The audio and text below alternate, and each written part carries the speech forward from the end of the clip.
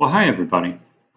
Today, our focus for our health video comes to us with regard to advertising and alcohol and tobacco products, and then beyond that, the introduction of other drugs. Now, one of the key things to remember, um, the health curriculum focuses heavily on advertising for cigarettes and alcohol, and how that causes kids to rationalize the use of said alcohol and tobacco. And that's very true. And then beyond that, the effects that occur because of family relationships, friend relationships, romantic relationships that are affected by the use of drugs, alcohol, tobacco. What I want you to understand, though, is a little bit beyond that.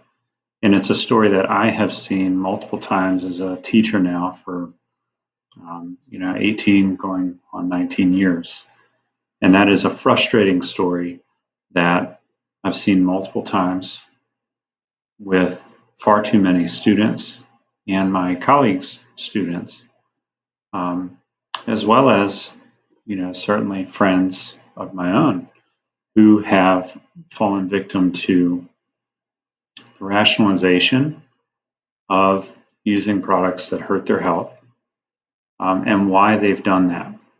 And so I think looking beyond just the fact that there's advertising that's there to try and trick you and everyone around you into using these products, I want you to understand from a real person's standpoint the story that they have, and understand that what those advertisements and what that rationalization really is, at its very root, is playing the same chords that are already going on in a person's head. What I mean by that is there is already a mental disease going on that predisposes people to using substances for one reason or another. And if those chords fall in harmony with the advertisements that they're getting, it helps rationalize that decision. And that decision has consequences. So I want you to hear this story. This is a young lady named Megan who I've watched her story 3 times now, and I have been very interested in it because it is the same story as a number of students I've had have experienced, and some of them have come out on the good end, and some of them have not come out on the good end. She has come out on the positive end of it, and I want you to hear her story, pay attention to it, because it's a very important and very common story that's told a lot of times. So please, please, please watch her story, take it to heart, understand where she's coming from, and think about how you could see the advertisement of alcohol and tobacco striking a chord with someone like Megan. Okay? Thanks for your time and attention, and I'll see you on the flip side. Hi, my name is Megan, and I'm an alcoholic. I know it's kind of weird looking at me, like I'm not what people would usually associate with alcoholism. I'm not old and wrinkly and dirty and have taken all I can out of life. But what people don't realize is that alcoholism is a disease. Just like diabetes, cancer, it doesn't necessarily have a cure, but it is treatable. And so, no, I don't go around committing felonies and just causing damage everywhere I go because I'm in treatment. And I'm hoping that a lot of people will get out of this talk that teenagers do suffer from alcoholism more than people know. 90% of addictions have roots in teen years. That means that 90% of all alcoholics, all addicts, developed the disease when they were teenagers. And only 10% of teenage alcoholics and addicts get the treatment that they need to recover. Alcoholism is an addiction to alcohol as well as the mental illnesses and disorders that come along with it. Like, for example, I struggle with depression and anxiety. Like, right now I'm kind of freaking out talking in front of all you guys. But through recovery and through my journey through this entire crazy life that I've lived the past couple of years, I've learned that, I don't need to be ashamed of who I am. I am an alcoholic. I do have depression. I do have anxiety. But that's not necessarily a bad thing. That doesn't make me a bad person. So I'll start off by telling my story. When I was in 7th grade, I experienced alcohol and marijuana for the first time. An older member of my family was very into it, and it was kind of always around me. And at that age, I didn't necessarily know who I was, but I wanted to. And I didn't really like myself that much. I thought that if I tried these things and became someone, anyone, it didn't really matter, then I would feel better about myself. I would have better self-esteem. I would think of myself as more of a whole person. So I experienced that a couple times, and then my family member got put into a rehab. And so the next year, my 8th grade year, I didn't really use drugs or alcohol, but my depression worsened because since my primary addiction was taken away, my body didn't know what to do with all the feelings. I didn't know how to cope. I hadn't developed healthy coping skills that I would have. So my depression worsened, my anxiety worsened, I struggled with self-harm. My image of myself was so negative. And so once freshman year came around, I decided that I was going to pick up drugs and alcohol again. And so when it first started, it was not a lot, just usually with friends. And then throughout the year, it progressed and progressed until I was at the point where my depression was just as bad as it was my 8th grade year. I was still using drugs and alcohol. I was branching off into harder drugs. I was just falling apart on the inside. And the worst part was, no one knew about it. I kept everything below the surface. I know it's kind of easy with my image and everything to make everything seem like it's okay. I was getting good grades. My parents didn't know about my addiction. And I was just kind of skating by, just on the edge of a breakdown. And so, the beginning of my sophomore year, everything was finally uncovered and I was put into rehab. And that's not necessarily the first place I wanted to go, but it was necessary. And at first, I didn't want to admit that I had a problem. I didn't want to admit that I was an alcoholic, because what teenager wants to admit that? I thought that I was just doing what teenagers were supposed to do.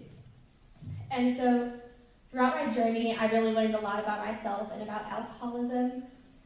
My disease has opened up so many opportunities for me.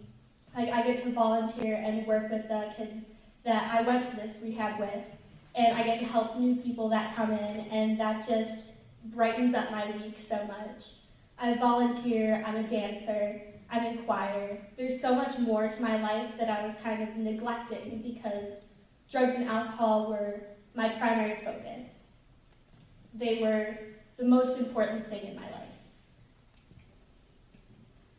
Some of the myths about alcoholism are that if you just stop drinking, then the disease goes away, you're fine. That's all that there is to it. But alcoholism isn't necessarily all about alcohol. It's a thinking disease. It's a mental disease.